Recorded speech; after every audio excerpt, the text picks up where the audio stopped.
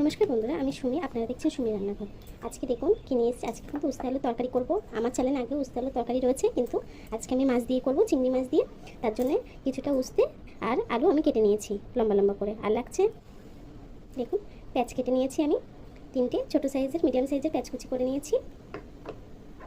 আর লাগছে চিংড়ি মাছ, অল্প করে চিংড়ি মাছ নিয়ে নিয়েছি। চলুন তাহলে রান্নাটা শুরু করা যাক।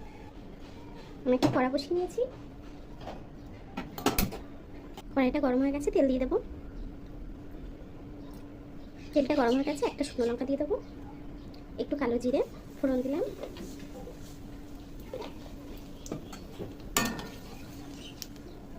পেঁয়াজগুলো দিয়ে দেবো।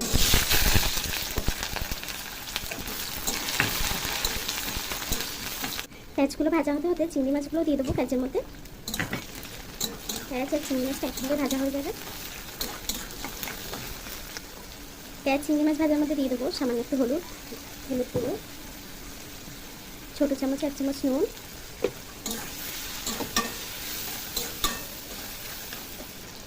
পেঁয়াজ চিংড়ি মাছ ভাজা হতে হতে আমি উস্তেগুলোও দিয়ে দেবো কাটা, যাতে উস্তেগুলো হালকা ভাজা হয়ে যায়।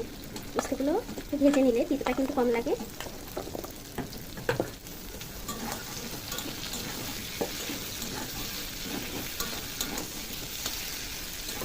উচ্ছেটা কিন্তু হালকা ভাজা হয়ে গেছে। এখন আলুগুলোও দিয়ে দেবো।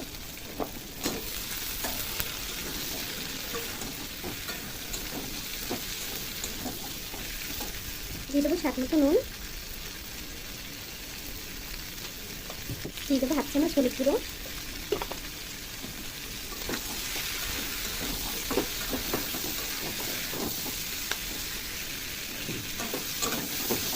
আলু উচ্ছেটা কিন্তু ভালো করে কষানো হয়ে গেছে একটু।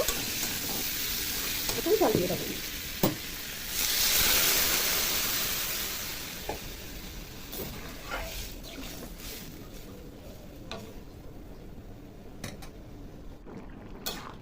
তরকারিটা কিন্তু প্রায় হয়ে এসছে।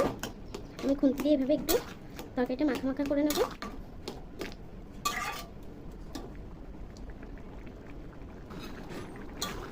তরকারিটা কিন্তু হয়ে গেছে, তরকারিটাকে নামিয়ে নেব।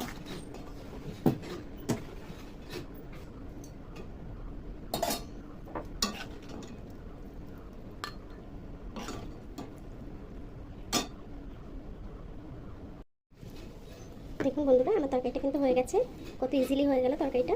তিতো এই গরমে কিন্তু খুবই ভালো লাগে খেতে, শরীরও কিন্তু খুবই ভালো থাকে। গরমে তেল মশলা ছাড়া এই তরকারিটা করে খাবেন, তিতো খুবই ভালো লাগে। আর তার আগে আমার চ্যানেলটাকে যদি আপনারা সাবস্ক্রাইব না করে থাকেন, আমার চ্যানেলটাকে সাবস্ক্রাইব করবেন। ভিডিওটা ভালো লেগে থাকলে ভিডিওটা লাইক দিয়ে দেবেন।